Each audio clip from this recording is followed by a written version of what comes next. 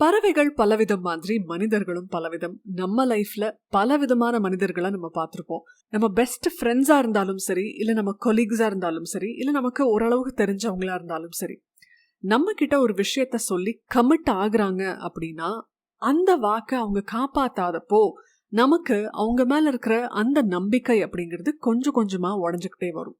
உதாரணத்துக்கு, உங்க best friend ஒரு படத்துக்கு போலான்னு சொல்றாங்க, லாஸ்ட் மினிட்ல கேன்சல் பண்றாங்க.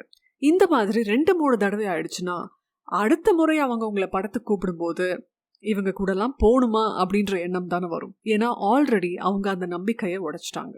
அதே மாதிரி உங்க கொலீக் ஒருத்தங்க அவசரத்துக்கு உங்ககிட்ட பணம் வாங்குறாங்க, இப்ப தந்துடுறேன் அப்ப தந்துடுறேன்னு சொல்லிட்டே இருக்காங்க, தவிர கொடுக்க மாட்டேங்கிறாங்க. நீங்களும் ஃபாலோ அப் பண்ணி ஒரு விதத்துல அழுத்தே போயிடுறீங்க. அடுத்த முறை அவங்களுக்கு ஏதாவது உதவி அப்படின்னும் பொழுது நமக்கு பண்ண தோணாதுல்ல, அது நேச்சுரல் தானே. ஏன்னா ஆல்ரெடி அந்த ட்ரஸ்ட் அவங்க பிரேக் பண்ணிட்டாங்க. ஸோ இந்த மாதிரி இன்னொருத்தர் ஒரு விஷயத்த நம்ம கிட்ட கமிட் பண்ணி அந்த வாக்கை அவங்க காப்பாத்தல அப்படின்னா நமக்கு அந்த நம்பிக்கை அங்க உடையுது. இதுவே நம்ம கூட இருக்கிற அந்த நம்பிக்கை உடையுது அப்படிங்கிறத நம்ம எப்ப ரியலைஸ் பண்ணுவோம்? நம்ம வீடுகள்ல நம்ம ஒரு விஷயத்த சொல்லிட்டு அதை நம்மளே ஃபாலோ பண்ணாம போகும்போது நம்ம வீட்டுல எல்லாரும் நம்மள கிண்டல் பண்ணுவாங்க. உதாரணத்துக்கு, சில வீடுகள்ல கணவன் நான் ஜிம் போறேன் அப்படின்னு சொல்லி ஒரு டேட்ல இருந்து கமிட் ஆவாங்க. அதுக்கப்புறம் பாத்தீங்கன்னா கொஞ்ச நாள்ல அதை மிஸ் பண்ணுவாங்க. அப்போ வைஃப் நேச்சுரலா அவங்கள கமெண்ட் பண்ண ஆரம்பிப்பாங்க, கிண்டல் பண்ண ஆரம்பிப்பாங்க. அதே மாதிரி இன்னொரு வீட்டுல பொண்ணு நான் டயட் பண்ண போறேன்னு சொல்லுவாங்க. ஆனா கொஞ்ச நாள்லயே அவங்களுக்கு பிடிச்ச ஐஸ்கிரீம், அதுக்கப்புறம் நொறுக்கு தண்ணி எல்லாம் சாப்பிட ஆரம்பிச்சிருவாங்க. அவங்க அம்மாவும் இதை பலமுறை பார்த்தாச்சு, நீ என்னதான் டயட்னு சொன்னாலும் இப்படிதான் நொறுக்கு தண்ணி சாப்பிட போற, 10 நாள் ஃபாலோ பண்ணுவேன் அப்புறம் விட்டுருவேன் அப்படின்னு சொல்லி கிண்டல் பண்ணுவாங்க. இது ரொம்ப கேஷுவலான, எப்பவுமே நடக்கிற, ஈவன் சோஷியல் மீடியால கூட நம்ம இதை பத்தி ஜோக்ஸ் எல்லாம் பார்த்துருக்கோம். இது சிரிச்சுட்டு போற ஒரு விஷயம் அப்படின்றது மேலோட்டமா தான் இருக்கு. பட் உள்ளூர கவனிச்சோம்னா இது நம்ம மேல இருக்கிற நம்பகத்தன்மையையும் நம்ம மேல இருக்கிற மரியாதையும் ஆக்சுவலா டிஸ்டர்ப் பண்ற விஷயம் தான். நம்ம ஒரு விஷயத்த கமிட் பண்ணி அதை நம்ம செய்யல அப்படின்னா நிச்சயமா நம்ம மேல இருக்கிற அந்த நம்பகத்தன்மை கண்டிப்பா குறையும். சில பேர்கிட்ட ஒரு தன்மை இருக்கும், மற்றவங்களுக்கு கொடுக்குற வாக்குறுதிய எப்படியாவது தலையை அடமான வச்சாவது காப்பாத்திரணும் அப்படின்னு நினைப்பாங்க. அவங்க ஒரு விஷயத்த சொல்லி நம்ம செய்யறோம்னு கமிட் பண்ணியிருந்தோம் அப்படின்னா நமக்கு ஜென்யூனாவே ஒரு பிரச்சனை இருந்தாலும் இல்ல அவங்க கிட்ட ஆல்ரெடி சொல்லியாச்சு, போகாட்டி நல்லா இருக்காதுன்னு சொல்லி நம்ம எவ்வளோ ரிஸ்க் எடுத்தாலும் அந்த டைமுக்கு அங்க போய் சேர்ந்துருவோம். இதுவே நமக்கு நாமளே பண்ற கமிட்மெண்ட் இருக்கு இல்லையா, அதை ஏனோ நம்ம மதிக்கவே மாட்டேங்கிறோம். நம்ம ஹெல்த், நம்மளோட வெல்பீயிங் அப்படின்லாம் வரும்பொழுது 10 நாள் இருக்கிற அந்த நம்பகத்தன்மை ஏன் 11ஆவது நாள் விட்டு போயிடுது. அப்புறம் ஒரு கட்டத்துல நாமளே பாசிட்டிவா ஃபீல் பண்றோம், இல்லாட்டி ஏதோ ஒரு உத்வேகம் கிடைச்சு மண்டேல இருந்து கண்டிப்பா அப்படின்னு நம்மளே நமக்குள்ள சொல்லிக்கும் பொழுது, யாரு நீதானே அப்படின்னு நம்ம மூளையே நம்மளை கேள்வி கேட்க ஆரம்பிச்சிடும். ஏன்னா உள்ளூர நமக்கு தெரியும் இதை நம்ம ஃபாலோ பண்ண மாட்டோம்னு சொல்லி இந்த ஐடென்டிட்டியை நம்ம ஆல்ரெடி கிரியேட் பண்ணி வச்சிருக்கோம். ஸோ எப்படி நம்ம மேல இருக்கிற நம்பகத்தன்மையை நாம வளர்த்துக்கிறது, நமக்கு கொடுத்த வாக்க நாம எப்படி காப்பாத்துறது அப்படிங்கறத பத்தி இன்னைக்கான எபிசோட்ல டீடைல்டா பேசலாம். இன்னைக்கு நம்ம 3 டெக்னிக்ஸ் பேச போறோம். 3மே ரொம்ப ரிலேட்டபிளா, ரொம்ப ஈஸியா ஃபாலோ பண்ணக்கூடிய விஷயங்கள். ஸோ பென் பேப்பர் எடுத்து நோட் பண்ணிக்கோங்க. வணக்கம், நான் விரிதா. இது மனமே நலமா பாட்காஸ்ட். மனமே நலமா, மனமே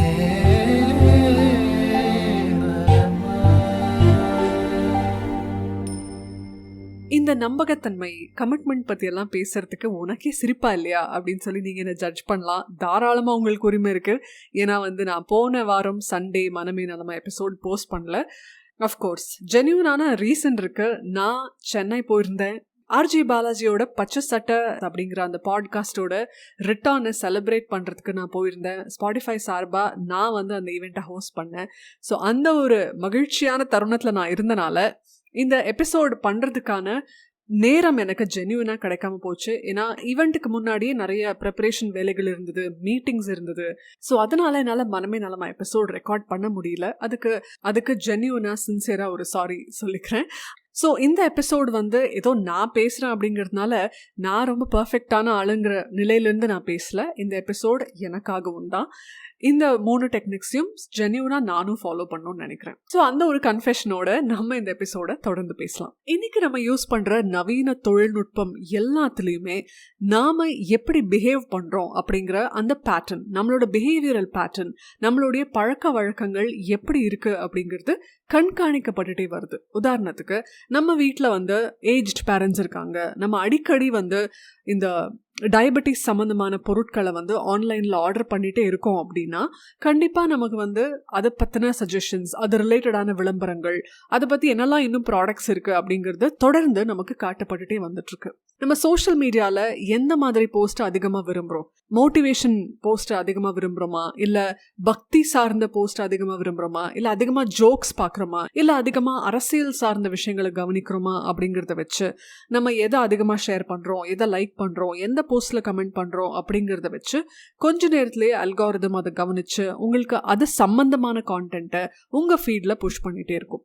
ஸோ நம்மளோட பிஹேவியரல் பேட்டர்னை எப்படி இன்றைக்கி ஆப்ஸ்லாம் கவனிச்சிட்ருக்கோ, இயற்கையாகவே இயல்பாகவே நம்மளுடைய மூளை நம்மளோட பிஹேவியரல் பேட்டர்னை கவனிச்சிட்டே தான் இருக்குது. நம்ம ஒரு விஷயம் பண்ணணும்னு முடிவு செஞ்சு அதுக்கான ஒரு ஸ்டெப்பை கூட எடுத்து வைக்காமல் இருக்கும் பொழுது சில நொடிகள்லையே பிரெயின் வந்து அது ஒரு டேட்டா பாயிண்ட்டாக வந்து எடுத்துக்கும். ஓகே, இவங்க சொல்கிறாங்க இதை பண்ணணும்னு நினைக்கிறாங்க, ஆனால் இவங்க மூவ் ஆகலை அப்படின்னும் பொழுது பிரெயின் அதை நோட் பண்ணுது. ஓகே, இவங்க பண்ண மாட்டாங்க.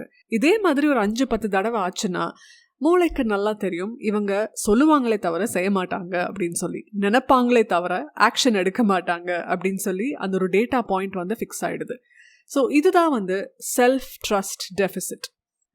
நமக்கு நம்ம மேலே இருக்கிற அந்த நம்பகத்தன்மை வந்து குறைஞ்சிக்கிட்டே வருது அப்படிங்கிறது நாம நமக்கே பண்ணிக்கிற இந்த சின்ன சின்ன துரோகங்கள் மூலமா நடக்கக்கூடியது. ஸோ இதை எப்படி சரி செய்யலாம் அப்படின்னும் பொழுது நம்ம பிஹேவியரல் எக்கனாமிக்ஸ்ல இருந்து செல்ஃப் சிக்னலிங் தியரியை பற்றி தெரிஞ்சுக்கலாம். பொதுவாக நம்ம வெளியாட்களை எப்படி ஜட்ஜ் பண்ணுவோம்? அவங்க எப்படி நடந்துக்கிறாங்களோ அதை வச்சு தான், அவங்க பிஹேவியர் எப்படி இருக்கோ அதை வச்சு தான். நம்ம கலீக் ஒருத்தங்க வந்து ஃபர்ஸ்ட் டேலேருந்தே வந்து டெட்லைனை மிஸ் பண்ணிட்டே வராங்க. எப்போ அவங்க எந்த டெட்லைன் கொடுத்தாலும், அவங்க எந்த டெட்லைனுக்கு கமிட் பண்ணாலும் அதை அவங்க செய்யவே மாட்டாங்க. 3 மணிக்கு ப்ரெசன்டேஷன் கொடுத்துட்றேன் அப்படின்னு சொல்லி அவங்க கொடுக்க மாட்டாங்க. 5 மணிக்கு மீட்டிங்க்கு கண்டிப்பாக நான் வந்துடுறேன்னு சொல்லுவாங்க, வரமாட்டாங்க. ஒரு அசைன்மெண்ட்டுக்கு நான் ஹெல்ப் பண்ணுறேன்னு சொல்லுவாங்க, பண்ண மாட்டாங்க. ஸோ இந்த மாதிரி அவங்க ஒரு பிஹேவியரல் பேட்டர்னை எஸ்டாப்ளிஷ் பண்ணிகிட்டே வர வர வர நமக்கு அவங்க மேலே அந்த நம்பிக்கை போயிடும். ஏன்னா அவங்க இப்படி தான் பிஹேவ் பண்ணியிருக்காங்க. ஸோ அவங்க மேலே இருக்கிற ட்ரஸ்ட் பிரேக் ஆகுறது ரொம்ப இயல்பான ஒரு விஷயம். வெளியாட்களை அவங்களுடைய பிஹேவியர் வச்சு நம்ம ஜட்ஜ் பண்ணுறோம் அப்படின்னு நமக்கு தெரியுது. பட் நாம் எப்படி நினைக்கிறோம், நம்மளுடைய வேல்யூஸ் என்ன, நம்ம எப்படி வந்து உணர்றோம் அப்படிங்கிறத வச்சு தான் நாம் நம்மளை ஜட்ஜ் பண்ணுறோம்னு நினச்சிட்ருக்கோம். ஆனால் பிஹேவியரல் சைக்காலஜிஸ்ட் என்ன சொல்கிறாங்கன்னா, நம்மளோட எக்ஸ்டர்னல் பிஹேவியரும் நம்மளை ஷேப் பண்ணுது. நம்ம இன்டர்னலாக எப்படி உணர்ந்தாலும் எக்ஸ்டர்னலி நம்ம எப்படி வெளிப்படுத்துகிறோம் அப்படிங்கிறத வச்சு தான் நம்மளுடைய அந்த செல்ஃப் ட்ரஸ்ட் உருவாகுது அப்படின்னு சொல்கிறாங்க. குறிப்பாக இந்த ஒரு பிஹேவியரை நம்ம வருஷத்தோடைய முதல் நாளில் கண்டிப்பாக பார்க்கலாம். நியூ இயர் பிறந்துட்டாலே ரெசல்யூஷன் என்ன, ஜிம் போகிறது என்ன, ஃபுல் இயர்க்கான பேமெண்ட் பண்ணுறது என்ன, பயங்கரமான கமிட்மெண்ட்லாம் பண்ணுறதெல்லாம் என்ன அப்படின்னு நாம் இந்த வேலைகள் பண்ணிகிட்ருப்போம். கண்டிப்பாக வாரத்தில் 5 நாளும் நான் ஜிம் போகிறேன் அப்படிங்கிற கமிட்மெண்ட் வந்து வருஷத்துடைய முதல் நாள் கண்டிப்பாக இருக்கும். ஆனால் போக போக போக கழுது தேஞ்சு கட்டெருமான மாதிரி அந்த ஒரு கமிட்மெண்ட் இருக்கவே இருக்காது. அப்படியே 5 நாள் 3 நாள் ஆகும், 3 நாள் 2 நாள் ஆகும், அதுக்கப்புறம் 2 நாள் போகணுமா அப்படின்ற ஒரு இடத்துக்கு வந்து நிற்கும். ஸோ வருஷத்துடைய ஆரம்பத்தில் நம்மளுடைய இன்டென்ஷன் ரொம்ப நல்ல இன்டென்ஷனாக இருந்தது, ரொம்ப புனிதமான ஒரு இன்டென்ஷனாக இருந்தது. நாம் உடல் ஆரோக்கியத்தை பார்த்துக்கணும், நல்லபடியாக வாழணும், ஆரோக்கியமாக இருக்கணும், அதுக்காக நம்ம ஜிம் போகணும் அப்படின்ற அந்த உள் உணர்வு அப்படிங்கிறது, நம்ம எண்ணம் அப்படிங்கிறது தூய்மையான புனிதமான எண்ணமாக தானே இருந்தது. நம்ம செயல்படுத்தாதனால தான் அது வந்து நமக்குள்ள இருக்கிற அந்த ட்ரஸ்ட்டை உடைச்சுது. இப்போ நமக்கு நாமளே போட்டுக்கிற அக்ரிமெண்ட்டை நாம் இப்படி மதிக்காம விட்டோம்னா பிரெயின் எல்லாத்தையுமே ஒரு எவிடன்ஸாக தான் எடுத்துக்குது. ஓ, இவங்க கமிட் பண்ணாங்க போல, நாளைக்கு ஏதாவது ஒன்று பண்ணால் கூட இதே பேட்டர்ன் தான் ரிப்பீட் ஆகும் அப்படின்னு சொல்லி பிரெயின் நம்மளை பற்றின நம்ம ஆக்ஷன் ஓரியன்ட் பிஹேவியரை நோட் பண்ணியிருக்குன்னு அர்த்தம். ஸோ இது ஒரு மைக்ரோ எவிடன்ஸ் அப்படிங்கிறதுனால நாம் நமக்கே மைக்ரோ துரோகங்களை பண்ணிகிட்ருக்கோம். அப்படிங்கிறதுனால இந்த சுய நம்பகத்தன்மையை நம்ம எப்படி அதிகப்படுத்தலாம்னா சின்ன சின்னதாக அதிகப்படுத்தலாம். நம்ம ஒரு செயலை செய்யக்கூடியவங்க தான் அப்படின்னு இந்த மைக்ரோ எவிடன்சஸ் வந்து நமக்கு சாதகமா உருவாயிட்டு இருக்கும். எப்படி பேங்க்ல நம்ம சிறுக சிறுக பணம் சேர்க்கிறோமோ அந்த மாதிரி நம்மளுடைய சின்ன கமிட்மெண்ட்ஸ்க்கு சின்ன சின்ன ஆக்ஷன்ஸ் எடுத்து சின்ன சின்ன நம்பகத்தன்மைகளை நம்மளே உருவாக்கி நம்மளுடைய செல்ஃப் ட்ரஸ்டையும் நம்ம மேல இருக்கிற அந்த ரெஸ்பெக்டையும் நம்மளால வளர்த்துக்க முடியும். ஸோ சின்ன செயல்கள் இருந்து தான் எல்லாமே ஆரம்பிக்குது. நம்ம வீட்டில் சின்ன கிராக்கு தானே ஆயிருக்கு அப்படின்னு சொல்லி நம்ம விட்டோம்னா பல சின்ன கிராக்ஸ் உருவானதுக்கு அப்புறம் அந்த செவரே இடிஞ்சு விழக்கூடிய வாய்ப்பு இருக்கு. சின்னது தானே அப்படின்னு நம்ம அசால்ட்டா பார்க்குற விஷயம் கிடையாது. அந்த சின்னது அப்படிங்கிறது பெருசுக்கான ஆரம்பம் அப்படிங்கிறதுனால அது நன்மையில ஆரம்பிச்சா நன்மையில முடியும், அதுல தீமை ஆரம்பிச்சதுன்னா தீமையில தான் முடியும். ஸோ எப்படி கெட்ட பழக்கங்கள் உருவாகுதுன்னு நீங்க பார்த்துருக்கீங்க. ஃப்ரெண்டு கூட தானே அப்படின்னு இந்த ஒரு வாட்டி தானே அப்படின்னு சின்ன சின்னதாக நம்ம பண்ணுற தப்பு தான் பெரிய சிக்கல்களில் நம்மளை கொண்டு போய் விடுது. இதுவே நல்லதா அதை யோசிச்சு பாருங்க. சின்ன சின்ன நன்மைகள் பண்ணா அது எந்த அளவுக்கு பெரிய நன்மையில போய் முடியும்னு யோசிச்சு பாருங்க. இன்னைக்கு நம்ம பேசுறது எல்லாமே மைக்ரோ எவிடன்சஸ், மைக்ரோ அக்ரிமெண்ட்ஸ் அப்படிங்கிறது தான் பேசிட்டு இருக்கோம். ஸோ மைக்ரோ அப்படிங்கிறது தான் மேக்ரோக்கு லீட் ஆகுது. ஸோ நாம மைக்ரோ ப்ராமிசஸை நம்ம பண்ணலாம். இது என்ன ரொம்ப சின்ன விஷயமா இருக்கு, இதெல்லாம் எப்படி நமக்கு ஹெல்ப் பண்ணும் அப்படின்னு தோணும். நம்ம பிரச்சனையே என்ன அப்படின்னா எல்லாத்தையும் நம்ம ரொம்ப ஜட்ஜ் பண்றோம். அதாவது பெருசா ஏதாவது கமிட் பண்ணாதான் நாம வந்து ஏதோ பவர்ஃபுல்லா ஒரு விஷயத்த பண்றோங்கிற எண்ணம் நமக்குள்ள இருக்கு. பெருசா கமிட் பண்ணிட்டு துளி கூட பண்ணாம போறதை விட சின்னதா கமிட் பண்ணிட்டு அந்த சின்னதை 100% முடிக்கிறது ரொம்ப மரியாதைக்குரிய பெருமைக்குரிய விஷயம். அதனால உங்க பக்கத்துல இருக்கிறவங்க இன்னைக்கு நான் 10 ஸ்டெப் நடந்தேன் அப்படின்னு உங்ககிட்ட சொன்னாங்கன்னா 10 ஸ்டெப் என்ன பண்ண போகுது அப்படின்னு யோசிக்காம அவங்க 10 ஸ்டெப் கமிட் பண்ணி 10 ஸ்டெப்பையும் கம்ப்ளீட் பண்ணியிருக்காங்க அப்படின்னா அவங்க உண்மையாவே இன்னைக்கு அச்சீவ் பண்ணியிருக்காங்கன்னு தான் அர்த்தம்னு யோசிங்க. அந்த மாதிரி சின்ன சின்ன ப்ராமிசஸை நம்ம வந்து காப்பாத்துறது மூலமா ஒரு பெரிய 100% கம்ப்ளீட்டான ஒரு அச்சீவ்மெண்ட்டை அன்னைக்கு நம்ம அச்சீவ் பண்ணியிருக்கோம்னு அர்த்தம். ஸோ முதல் ஸ்டெப்பே set the bar so low that you failing or not keeping this promise is impossible. So நீங்கள் ஃபிட்னஸ் கோலில் முதல் நாள் 5 மணிக்கு அலாரம் அடிச்சு நீங்கள் 5 மணிக்கு எழுந்திருக்கிறீங்க அப்படிங்கிறதே முதல் நாளுக்கான வெற்றி தான்.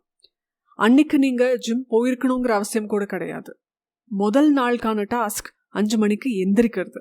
5 மணி அலாரம் அடிச்சு 5 மணிக்கு எந்திரிச்சிட்டிங்க அப்படின்னாலே 100% அன்னைக்கான மார்க்கை நீங்கள் ஸ்கோர் பண்ணியிருக்கீங்கன்னு அர்த்தம். பிரெயினுக்கு அந்த மைக்ரோ எவிடன்ஸ் போய் சேருது. ஓ 5 மணி கமிட் பண்ணாங்க, 5 மணிக்கு எந்திரிச்சிட்டாங்க, which means 100% அந்த டாஸ்க் இஸ் கம்ப்ளீட். ஸோ இப்படி நம்ம சின்ன சின்னதாக ஃபோக்கஸ் பண்ண ஆரம்பித்தோம்னா கண்டிப்பாக நம்ம மேக்ரோ லெவல் அச்சீவ்மெண்ட்ஸ் நோக்கி போக முடியும். நம்ம மேலே மேக்ரோ லெவல் ட்ரஸ்ட்டும் பில்ட் ஆகும். ரெண்டாவது முக்கியமான விஷயம் என்ன அப்படின்னா வந்து எந்த ஒரு விஷயத்தையுமே ஸ்டார்ட் பண்ணுறது. குறிப்பாக நம்ம பெரிய பெரிய டாஸ்க்ஸ் இருக்கும் பொழுது அதை நினச்சி பார்த்தாலே ஷோ பண்ணுமா அப்படின்னு இருக்கும். ஸோ நாம் அதை 2 minutes அப்படின்ற சின்ன சின்ன டைம் இன்டர்வல்ஸில் பிரித்து பார்க்கலாம். எந்த ஒரு விஷயத்தையும் செய்யறதுக்கு முன்னாடி சரி இதை நம்ம ஸ்டார்ட் பண்ணுறோம், 2 நிமிஷம் தான் பண்ண போகிறோம் அப்படிங்கிற கமிட்மெண்ட்டோடு போனால் போதும். 2 நிமிஷம் பண்ணுறது ஈஸி தானே அப்படின்னு சொல்லி நம்ம ஸ்டார்ட் பண்ணிட்டோம் அப்படின்னா அந்த 2 நிமிஷம் 4 நிமிஷம் ஆகும், அது 6 நிமிஷம் ஆகும். அப்படியே ஒரு நாளைக்கு நீங்கள் 18 நிமிஷம் கூட அந்த வேலையில் ஈடுபட்டிருப்பீங்க. சில நாள் அந்த வேலை முடிஞ்சிருக்கும், சில நாள் ஒரு 60% அந்த வேலை முடிஞ்சிருக்க வாய்ப்பு இருக்குது. 2 நிமிஷம் கமிட் பண்ணி 2 நிமிஷம் நீங்கள் வேலை செஞ்சீங்கனாலே 100% அச்சீவ்மெண்ட். 2 நிமிஷம் கமிட் பண்ணி 6 நிமிஷம் செஞ்சீங்கன்னா நீங்கள் யோசிச்சு பாருங்கள் எந்த அளவுக்கு அந்த ரிட்டர்ன் கிடைச்சிருக்கு அப்படின்னு சொல்லி. ஸோ உங்களோட சின்ன சின்ன ஸ்டெப்ஸ் போதும் பெரிய பெரிய சாதனைகளை செய்யறதுக்கு. 3வது நான் கண்டிப்பாக இதை சொல்லியே ஆகணுங்கிற மாதிரி தான் 3வது பாயிண்ட் இருக்கு. ஏன்னா இதுதான் பல பேருக்குமான ரொம்ப நாளாக இருக்கிற பிரச்சனை.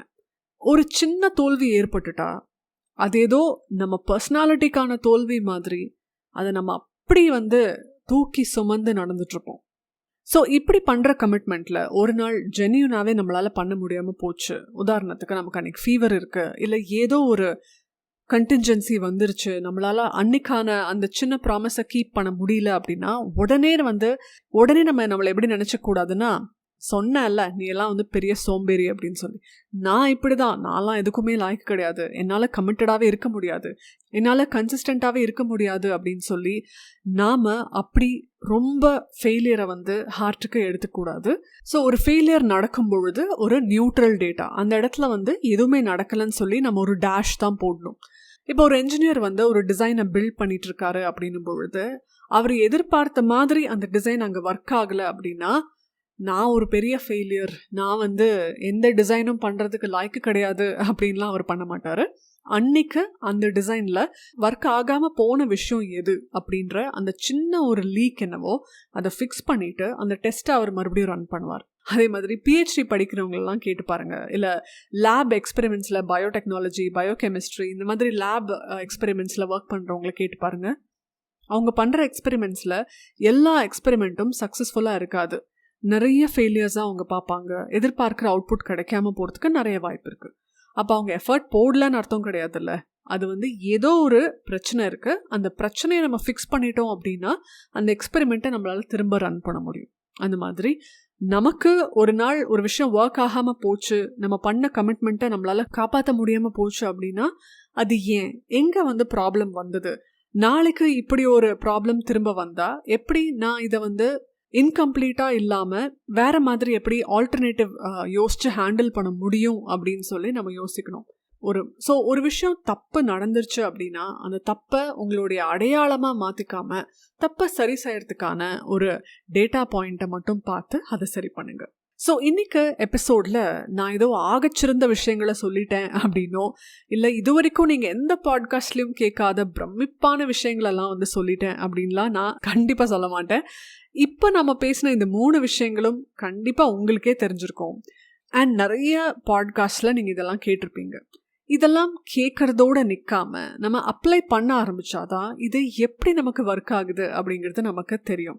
அதனால தான் சொல்கிறேன், நம்ம மனமே நலமால பேசுகிற விஷயங்கள் எல்லாமே வந்து ரொம்ப ரிலேட்டபிளாக இருக்கிறதுக்கான காரணம் இது நம்ம வாழ்க்கையில் அடிக்கடி நடக்குது.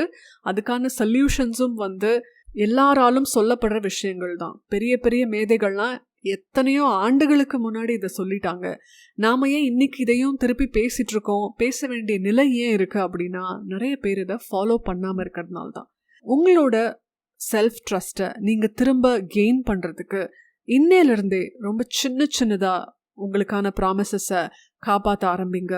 உங்கள் மேக்ரோ லெவல் ட்ரஸ்ட் பில்ட் ஆகி உங்கள் மேலே இருக்கிற மரியாதை பில்ட் ஆகி நீங்கள் ஒரு பெஸ்ட் வேர்ஷனாக மாறுறதுக்கான எல்லா வாய்ப்புகளும் உங்ககிட்ட தான் இருக்குது. All the very best. மீண்டும் அடுத்த மனமே நலமா எபிசோடில் சந்திக்கலாம். நன்றி.